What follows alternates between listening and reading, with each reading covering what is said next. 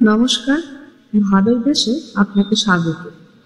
শুরু করতে চলেছি আজকের গল্প বিভূতিভূষণ বন্দ্যোপাধ্যায়ের লেখা তেঁতুলতলার ঘাট। হারু আজ আর জ্বর আসেনি। এখন তার মনটাতে বেশ ফুর্তি আছে। জ্বর এলে আর ফুর্তি থাকে না, কিছু না কিছু নিরানন্দ আসে। আর 4 মাস ধরে সমানভাবে ম্যালেরিয়া জ্বর, পেট জোড়া পিলে, আর সর্বদাই ভয় ওই বুঝি জ্বর এলো। অনেকেই ওকে দেখে বলে, ইস, ছেলেটার মৃত্যুদশা হয়েছে একেবারে, এবার বুঝি বা মরে। এসব বলতো এমন সব লোকে যারা ওকে ভালোবাসার চোখে দেখে না। যে ভালোবাসার চোখে দেখে সে কি এমন কথা বলতে পারে? হারুও তা বুঝতো, বুঝে চুপ করে থাকতো। জ্বর আসাটা যেন ওর মস্ত অপরাধ। এজন্য সে একদিকে যেমন বাড়িতে বাবা ও পিসিমার, অন্যদিকে পাড়া প্রতিবেশীদের কাছেও অপরাধী। ওর মা বলে, সকলের হাড় জ্বালালি তুই বাপু, কারো স্বস্তি নেই তোর জন্য। অথচ কেমন সুন্দর দিনগুলো, সুনীল আকাশ, অদ্ভুত ধরনের সুনীল আকাশ। ঝলমলে রোদ পড়েছে পথঘাটের দুধারে বনে ঝোপে, রাস্তাঘাট এখনো খটখট করছে। আজ দিন 20 একদম বৃষ্টি বন্ধ। চাষারা রোজ গাদিতলায় রোজ পালন করছে। আল্লাহ আল্লাহ বলে মাঠে বুক চাপড়ে চিৎকার করছে। বৃষ্টির চিহ্নও নেই, মেঘই নেই আকাশে, তার বৃষ্টি। ধান এবার হবে না সবাই বলছে। এসব দিনে প্রত্যেক ঝোপে, প্রত্যেক লতার তলায় যখন রোদ পড়ে, যখন মৌটুসকি পাখি বনচন্দনা লতার আগায় মুখ উঁচু করে দোল খায়, কটুগন্ধ খেটকোল ফুলের দল ঝোপে ঝাড়ে ফোটে, তখন ঘর আর বার একাকার হয়ে যায়, ঘরে মন বসে না। হারু তখন পাশের বাড়ির চুনুর আর মন্টুর বাড়ি যায়। মন্টু মায়ের জন্য ডাঁটা শাক তুলছে ওদের বাড়ির সামনের ক্ষেতে। ওকে দেখে বললে, কিরে, আর জ্বর আসেনি তো? যেন তার জ্বর আসাটা প্রভাতকালে সূর্যোদয়ের মতো একটা প্রাকৃতিক ঘটনা। কেন যে ওরা জ্বরের কথাটা মনে করিয়ে দেয়। হারু বললে, না, জ্বর কিসের, চল বেরিয়ে আসি, মাকে ডাঁটাগুলো দিয়ে আসবো, তুই একটু দাঁড়া। এ ক্ষেত করেছে কে? তুই জ্বরে পড়ে ভুগবি, দেখতে তো আসবি নে। এবার এ ক্ষেত আমি করেছি। মা বললে ডাঁটা করে রাখ জমিটাতে, তাই জমিটা করলাম। হারুর মনে দুঃখ হলো বারবার তার জ্বর আসার উল্লেখ করাতে। একবার এত রাগ হলো, ভাবলো সে বেড়াতে যাবে না কারোর সঙ্গে। একাই সে পথে পথে আগেও খেলা করত, এখন জ্বর হওয়ার পর থেকে মনটা কেমন হয়ে পড়েছে। একা বেড়াতে ভয় ভয় করে। আগে যে সাহস ছিল এখন আর সেটা নেই। নয়তো মন্টুর মতো সঙ্গীকে সে গ্রাহ্যও করে না। দুজনে অবশেষে বেরিয়ে গেল নদীর ধারে। কাঠ কাটা নৌকা এসেছে পূব দেশ থেকে। বড় বড় গুঁড়ি পড়ে আছে এদিকে ওদিকে। বর্ষাকালে অনেক গুঁড়ির গায়ে তেলাকুচা লতা উঠেছে, 2-একটা তেলাকুচো ফলও ফলেছে। কি মায়া যে জায়গাটার! হারুর বড় ভালো লাগে, খেলা করবার মতো জায়গা। মন্টু ও হারু কতক্ষণ সেখানে খেলা করলে খেলা করবার উৎসাহ কারো কম নয়। তেলাকুচো লতার ফল মন্টু তুলতে গেলে হারু তুলতে দিল না। কেন, বেশ তো দুলছে লতার আগায়, একটা আধ পাকাও হয়েছে, তুলবার কি দরকার, বেশ দেখাচ্ছে গাছ। বেনে বউ জোড়ায় জোড়ায় বেড়াচ্ছে কালকা সন্ধে গাছের ঝোপে ঝাপে। কতক্ষণ কেটে গিয়েছে দুজনের কারো খেয়াল নেই। মন্টু কাছে গিয়ে বললে, অমন করে বসলি কেন রে, জ্বর এলো নাকি? না, দেখি গা, ওরে বাস রে, গা যে পুড়ে যাচ্ছে, বাড়ি যা, বাড়ি যা। হারু বিমর্ষ হয়ে বললে, তুই জ্বরের কথা অত করে মনে করিয়ে দিলি কেন? আমি ভুলেছিলাম বেশ, যেমন তুই মনে করিয়ে দিলি অমনি আমার জ্বর এলো। মন্টু বললে, না না রে, তোর এমনিও জ্বর আসতো, আমি মনে করিয়ে দেওয়ার জন্য কি আর জ্বর এলো? ও তো ভুল কথা, চ বাড়ি চ। বাড়িতে আর চিংড়ি মাছ দিয়ে ডাঁটার চচ্চড়ি হচ্ছে সে দেখে এসেছে। কলার ডাল দিয়ে ওই চচ্চড়ি দিয়ে ভাত খেতে যা লাগে। মাকে না বললেই হলো যে জ্বর হয়েছে। মন্টুকে পথ থেকে সরিয়ে দেওয়ার জন্য বললে, তুই বাড়ি যা, আমি একা যেতে পারবো। যেতে পারবি ঠিক? খুব ভারী তো একটুখানি জ্বর, ও এক্ষুনি সেরে যাবে, তুই যা। হারু বাড়ি ফিরে দেখলে রান্না এখনো হয়নি, কিন্তু দেরি করতে গেলে চলবে না। সে জানে এরপর এমন ভীষণ কম্প উপস্থিত হবে যে রোদে গিয়ে বসতেই হবে, নয়তো লেক মুড়ি দিয়ে গিয়ে শুতে হবে। গায়ে কাঁটা দেবে, বমি হবে। সুতরাং ভাত যদি খেতে হয় তবে আর দেরি করা উচিত হবে না, এক্ষুনি খেতে বসা উচিত। মা জ্বর এসেছে বুঝতে পারলেই সব মাটি, আর ভাত দেবে না। ও রান্নাঘরের দোরে দাঁড়িয়ে নির্বিকারভাবে বললে, মা, খিদে পেয়েছে। কোথায় গিয়েছিলি রে সকালবেলা? খেলা করছিলাম নদীর ধারে। ইচ্ছে করে সে মন্টুর নাম করলে না। যদি এরা তাকে ডেকে পাঠায় বা এমনই কিছু, তবে সে বলে দেবে জ্বরের কথা। সে বললে, ভাত দাও, খিদে পেয়েছে। আজ এত তাড়া কেন? আমার যা খিদে পেয়েছে। এখনো চচ্চড়ি হয়নি, শুধু ডাল আর ভাত নেমেছে। তাই দাও, তাই দিয়েই খাবো। ভাত খেতে বসে হারুর মনে হলো না খেতে বসলেই ভালো হতো। জ্বর চেপে আসছে, শীত এত বেশি করছে যে রোদে না বসলে আর চলে না। দাঁতে দাঁতে লাগছে এমন শীত। ভাত খেয়ে সে গিয়ে বাড়ির পেছনে নিম গাছটার তলায় রোদে বসলো। একটু পরে ও ঠক ঠক করে কাঁপুনি ধরল। এদিকে রোদে পিঠ পুড়ে যাচ্ছে, কেমন একটা ঘোর ঘোর ভাব ওকে আচ্ছন্ন করে ফেলেছে। হারু বুঝলে ভীষণ জ্বর এসেছে ওর।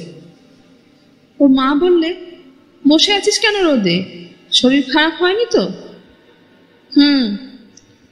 মানে কি, জ্বর আসছে? সরে আয় এদিকে দেখি, পোড়ার মুখো ছেলে। তবে ভাত খেলি কি মনে করে? এমন করে ভুগে মরবি কতদিন? বেশ, যেন তারই দোষ, তার যেন ইচ্ছে যে রোজ জ্বর আসে। বাপ মায়ের অভ্যেস সব দোষ ছেলের ঘাড়ে চাপায়। হুঁশ হলো যখন ওর আবার, তখন বেলা গিয়েছে। রাঙা রোদ কাঁঠাল গাছের মাছটায়। শালিক পাখির দল ভাঙা পাঁচিলের উপর কিচকিচ করছে। ওর মুখ তেতো হয়ে গিয়েছে, মাথা ভার, চোখে কেমন ঝাপসা ভাব। ও বললে, কি খাবো মা? কি আবার খাবি? ভাত খেয়ে জ্বর এসেছে, খাবি কি আবার? সাবু করে দেবো রাত্রিরে। হারু নাকি সুরে বললে, না, সাবু আমি খাবো না। না, সাবু খাবো না, তোমার জন্য আমি পিঠে পুলি করি। চুপ করে শুয়ে থাক। ভোর রাতে ঘাম দিয়ে হারুর জ্বর ছেড়ে গেল। তারপর ঘুম ভেঙে যায়, শরীর খুব হালকা মনে হয় এবং খুব খিদে পায়। অত রাতে আর কে কি খেতে দেবে? সে চুপ করে শুয়ে থাকে ভোরের আশায়। ভোরের আলো ঘরের দেওয়ালের মাথা দিয়ে দেখতে পাওয়ার সঙ্গে সঙ্গে ও মাকে ডাক দিতে লাগলো। ওর ঘুম কাতুরে মা চোখ না মেলেই এপাশ ওপাশ ফিরে বলতে লাগলো, বাবা, সারাদিন হাড় ভাঙা খাটুনির পরে একটু যে শোবো সেজও নেই। একটু চোখ বুঝিয়েছি, অমনি ষাঁড়ের মতো চিৎকার। হাড় ভাজা ভাজা হয়ে গেল। হারু নাকি সুরে বললে, সবে চোখ বুঝেছ বুঝি? রোদ উঠে গিয়েছে গাছপালার মাথায়। আমার খিদে পেয়েছে, উঠে দেখো কত বেলা। অবশ্য এও অতিশয়োক্তি। রোদ ওঠেনি, সবে ভোরের আলো ফুটেছে মাত্র। ওর মা ওঠবার বিশেষ কোনো আগ্রহ দেখালে না। ছেলের নাকি সুরে চিৎকার সকালবেলার দিকে এ নিত্য নৈমিত্তিক ঘটনা। হারু খানিকটা কান্নার পরে ও আপনি চুপ করে। বিছানা ছেড়ে উঠতেই বেশ আনন্দ লাগে। আজ কি সুন্দর দিনটা, কেমন পাখির ডাক বাঁশ গাছের মগ ডালে। কাল মা বলছিল আজ কুমড়ো কাটা সংক্রান্তি। যে যার গাছ থেকে যা পারবে চুরি করবে, শশা, লাউ, কুমড়ো, যার যা ইচ্ছা। কেউ কিছু বলতে পারে না বা সাহসও করে না। অন্য কিছু নয়, গানি বুড়ির উঠোনের মাচায় সেই যে শশা গাছ, চমৎকার শশার জালি দুলছে কঞ্চির আড়ালে আড়ালে। কতবার লোভ হয়েছে ওর, কিন্তু বুড়ি বড় সতর্ক। আজ ওবেলা রাতের অন্ধকারে একটা দা হাতে গোটা 5-6 শশার জালি আর গোটা শশাকে যদি সাবার করা যায়। উৎসাহে বিছানা ছেড়ে সে উঠে পড়ল। মন্টুদের বাড়ি গিয়ে এক্ষুনি পরামর্শ করতে হবে। খাওয়ার কথা সে ভুলেই গেল। এত কান্না, এত অনুযোগ যে খাওয়ার জন্যে। এক ছুটে সে পৌঁছলো মন্টুদের বাড়ি। মন্টু ও জ্যাঠামশায়ের পাশে বসে সকালবেলা মুড়ি খেতে খেতে ধারাপাত মুখস্থ করছিল। হারুকে দূর থেকে আসতে দেখে সে বিশেষ কোনো উৎসাহ প্রকাশ করল না, কারণ এখন জ্যাঠামশায়ের হাত এড়িয়ে খেলতে যাওয়া অসম্ভব। সৌভাগ্যের কথা, মন্টুর জ্যাঠামশায় এই সময় তামাক সাজতে গেলেন বাড়ির মধ্যে। হারু ছুটে এসে বললে, আজ কি দিন মনে আছে? মন্টু পিছন দিকে সতর্ক দৃষ্টিপাত করে বললে, কি দিন? কুমড়ো কাটা অমাবস্যা। কে বললে? সকলকে জিজ্ঞেস করে দেখ। কি করবি? তুই আর আমি বেরোবো। গানি বইয়ের বাড়ি সে শশা গাছ আছে না, আজ রাত থেকে সব শশা। কি বলিস? তুই এখন যা, জ্যাঠামশাই আসছে, ওবেলা আমি তোদের বাড়ি যাব। হারু সতৃষ্ণ নয়নে ওর মুড়ির দিকে চেয়ে বললে, কি খাচ্ছিস? মুড়ি দে না এক গাল। এবার হারুর কানেও জ্যাঠামশায়ের খড়নের শব্দ পৌঁছেছে। সে তাড়াতাড়ি কাপড়ে অকারণ ডান হাতখানা মুছে মন্টুর সামনে পেতে বললে, শিগগির দে, তো জ্যাঠামশাই আসছে। পরক্ষণে এক মুঠো মুড়ি মুখে পুড়ে দিয়ে সে ছুটে পালালো।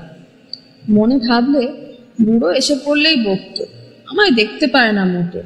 কি কেপন মন্টুটা! এক গাল মুড়ি কত কটা দিলে দেখো, দিব্যি মচমচে মুড়ি। তারপর সে বাড়ি পৌঁছে দেখলে তার মা সামনের উঠোন ঝাড় দিচ্ছে। খাবার দেওয়ার কোনো ব্যবস্থা ও উদ্যোগ কিছুই নেই এ বাড়িতে। মা ওই এক রকমের লোক, হারু জানে। অন্য লোকের মায়ের মতো নয়। কাল রাতে যে খায়নি জানে সবই, দান বাপু খেতে সকাল সকাল। কাণ্ডখানা বেশ। একটু বেলা হলে মা যদিও খেতে দিলে, সে মাত্র এক বাটি সাবু। সে প্রতিবাদ করতে গেলে ওর মা ঝংকার দিয়ে বলে উঠল, হ্যাঁ, তোমাকে লুচি ভেজে দিই, পিঠে পুলি গড়িয়ে দিই। কাল সারা রাত জ্বরে শুয়েছ কিনা? যেন জ্বর না হলেই মা তাকে লুচি ভেজে আর পিঠে পুলি করে খাওয়ায়। আর সে এ বাড়িতে নয়, এ বাড়ির বাঁধা আছে চাল ভাজা, 330 দিন লুচি। কিন্তু ভাত, মা কি আজ ভাতও দেবে না নাকি? কথাটা সে ঘুরিয়ে জিজ্ঞেস করল। ভাত খাওয়ার সময় আমার সেই গাওয়া ঘি একটু দিতে হবে কিন্তু। ভাত খাবে কে? কেন আমি? ইস, বলে কত স্বাদ যায় রে চিতে, মলের আগায় ঘুমটি দিতে। সারা রাত জ্বরে কোঁকো করে ওনার ভাত না খেলে চলবে কেন? কি খাবো তবে? শিউলি পাতার রস তো খেলি না সকালবেলা, একটু বেলা হলে দেবো এখন পাতা বেটে। আর সাবু। হারু মিনতির সুরে বললে, না সাবু নয়, 2খানা রুটি মাছের ঝোল দিয়ে। তোমার পায়ে পড়ি মা, পুরনো জ্বর তো, ওতে কিছু হবে না।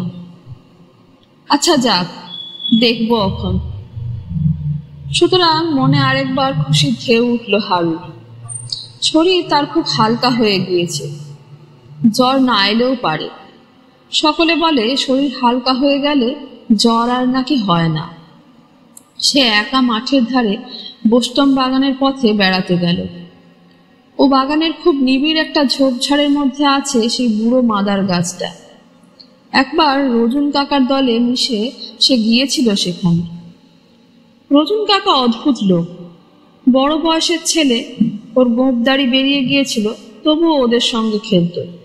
কত নতুন নতুন খেলা শিখিয়েছিল। তার দলে খেলতে বেরোলে শুধুই মজা, কত রকমের মজা। কিন্তু রজুন কাকা চলে গেল কোথায়। একদিন হঠাৎ কোথায় নিরুদ্দেশ হয়ে গেল এই গাঁ থেকে। 2বার পুজোয় এসেছে গিয়েছে, তারপর আর আসেনি। মাদার গাছটা খুঁজে পাওয়া গেল না। ভিজে ঝোপঝাপ, কত পটপটি ফল দুলছে গাছে গাছে, বড় বড় পটপটি ফল। আজকাল সব ছেলেই বর্ষা দিনে পটপটি ফল ছোড়ে। তাদের শিখিয়েছিল সেই রজুন কাকা। একটা বাঁশের চোঙের মধ্যে পটপটি ফল পুড়ে একটা কাঠি দিয়ে ঠেলে দিলেই ফটফটাস, যেন বন্দুকের শব্দ। তাই ওর নাম পটপটি ফল। আজকাল সবার হাতে দেখো একটা বাঁশের চোঙ আর কাঠি আর পটপটি ফলের গছা। রজুন কাকা না থাকলে আজ আর কাউকে পটপটি ছুটতে হতো না। দুটো বড় বড় তিত পল্লার ফল ফুটেছিল উঁচুতে, লতার আগে দুলছে, হাত বাড়িয়ে নাগাল পাওয়া যায় না। এক থুলো পটপটি ফুলই নিয়ে যেতে হবে, কিন্তু বহু চেষ্টা করেও সে কোনোটাই সংগ্রহ করতে পারলে না। বেলা হয়েছে অনেক, খিদেও বেশ পেয়েছে।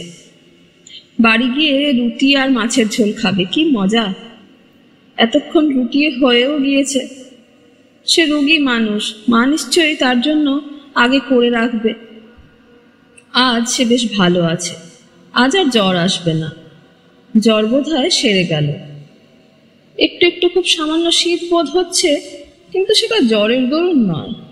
বর্ষাকাল আর এই বন ঝোপে তো রোদ পড়ে না, তাই মনটুরো শীত করত যদি সে আজ এই বনে ঢুকত। হারু ঝোপের বার হয়ে ছায়াবহুল সরু বনপথ ছেড়ে চওড়া রাস্তায় এসে দাঁড়ালো। এই চওড়া রাস্তা ওদিকে নাকি কেষ্টনগর পর্যন্ত চলে গিয়েছে। বাবার মুখে এসে শুনেছে।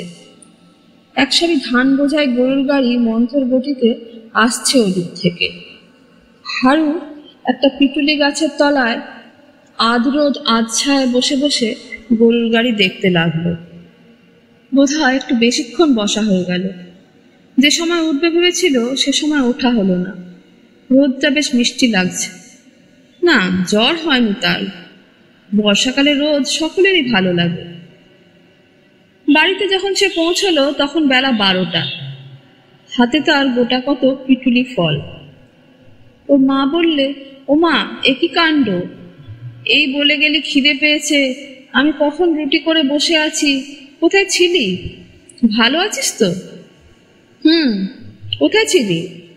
মাদার পাড়তে গিয়েছিলাম বোস্টামদের বাগানে। জ্বর হয়নি তো? না। কিন্তু ওর কথার ধরন আর চোখ মুখের ভাব ওর মায়ের কাছে ভালো বলে মনে হলো না। কাছে ডেকে বললে, তোর চোখ মুখ রাঙা দেখাচ্ছে কেন রে? এদিকে সরে আয়, গা দেখি। বাপরে, গা পুড়ে যাচ্ছে। যা শুয়ে পড় গিয়ে, আর খেতে হবে না। যখন ওর জ্বরের ঘোর কাটলো তখন রাত হয়েছে। হারু চোখ মেলে চেয়ে দেখলে তক্তপোষের কোণে দেওয়ালে গা ঘেঁষে রেল তেলের পিদিম জ্বলছে। ঘরে কেউ নেই। জ্বর ছেড়ে গিয়েছে। তখনকার খিদে এখনো রয়েছে। সে কিছু খায়নি দুপুর থেকে। মা কোথায় গেল? সে ক্ষীণ স্বরে ডাকলে, ও মা! কেউ উত্তর দিলে না। মা রান্নাঘরে কাজ করছে বোধহয়, কিংবা হয়তো পাশের নিতাই কাকার বাড়ি গিয়েছে। একটু পরে ওর মাকে সন্তর্পণে পা টিপে টিপে ঘরের মধ্যে ঢুকতে দেখে ও একটু অবাক হয়ে গেল। মা অমন করে হাঁটছে কেন? আমসত্ত্ব চুরি করবে নাকি? সে তো আমসত্ত্ব চুরি করবার সময় অমনি। মা এসে ওর মুখের ওপর ঝুঁকে দেখতে লাগলো। চোখ তাকিয়ে থাকতে দেখে যেন একটু অবাক হয়ে গিয়ে নরম মোলায়েম সুরে বললে, বাবা হারু, কেমন আছো বাবা? ভালো। দেখি। ওর গায়ে হাত দিয়ে ওর মা তাড়াতাড়ি বলে উঠল, ও কি ঘেমেছিস! সব যে ভিজে গিয়েছে। হারুও তা লক্ষ্য করলো বটে। কাঁথা ভিজে সপসপ করছে। ও বললে, মা, আমার খিদে পেয়েছে। খিদে পেয়েছে বাবা? আচ্ছা, দেবো এখন। আহা বাবা আমার, সোনা আমার, শো, আসছি আমি। মা ঘর থেকে চলে গেলে ও ভাবলো, মা এমন নরম হয়ে গেল কেন? অন্য সময় মা তো খেতে চাইলে বলে ওঠে, জ্বর ছাড়তে না ছাড়তে খিদে। ছেলের কেবল খিদে আর খাই। জ্বর হয়েছে, চুপ করে শুয়ে থাক। কিন্তু মা আজ অমন মিষ্টি, অমন মোলায়েম সুরে কথা বলছে কেন? পা টিপে টিপে হাঁটা। হঠাৎ হারুর মনে পড়ে যায়, আজ না সেই কুমড়ো কাটা অমাবস্যা। ও, ভালো কথা মনে পড়েছে। এখন সবে সন্ধে, তার তো জ্বর ছেড়ে গিয়েছে। এইবার মন্টুকে ডেকে নিয়ে গানি বুড়ির বাড়ি শশা চুরি করতে যেতে হবে। আরো একটু রাত হোক, ততক্ষণ সে খেয়ে নিক। ওর মা একটু বার্লি নিয়ে ঘরে ঢুকে বললে, একটু খেয়ে নাও তো বাবা, উঠো না, শুয়ে থাকো লক্ষ্মী ছেলে। ও লক্ষ্মী ছেলে আমার। ও বিস্মিত সুরে বললে, কেন, আমার সে ওবেলাকার রুটি? আমি খেয়ে শশা কাটতে যাব এক জায়গায়। আজ কুমড়ো কাটা অমাবস্যা যে, জানো না? ওর মা বিষণ্ণভাবে ঘাড় নেড়ে বললে, খুব জানি বাবা, তুমি শো। কুমড়ো কাটা অমাবস্যা গিয়েছে কাল, তুমি এই দুদিন ধরে বেহুঁশ। মা মঙ্গলচণ্ডী, সারিয়ে দাও মা, সেরে গেলে পুজো পাঠিয়ে দেবো বটতলায়। জোড়হাটে বটতলার উদ্দেশ্যে ওর মা প্রণাম করে।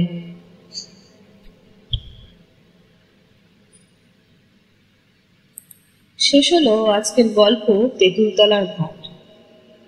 গল্পটি ভালো লাগলে গল্পটিতে একটা লাইক করবেন, আর কমেন্ট করে আমাদের জানাবেন গল্পটি আপনাদের কেমন লাগলো। আর আমাদের চ্যানেলটিকে সাবস্ক্রাইব করতে ভুলবেন না।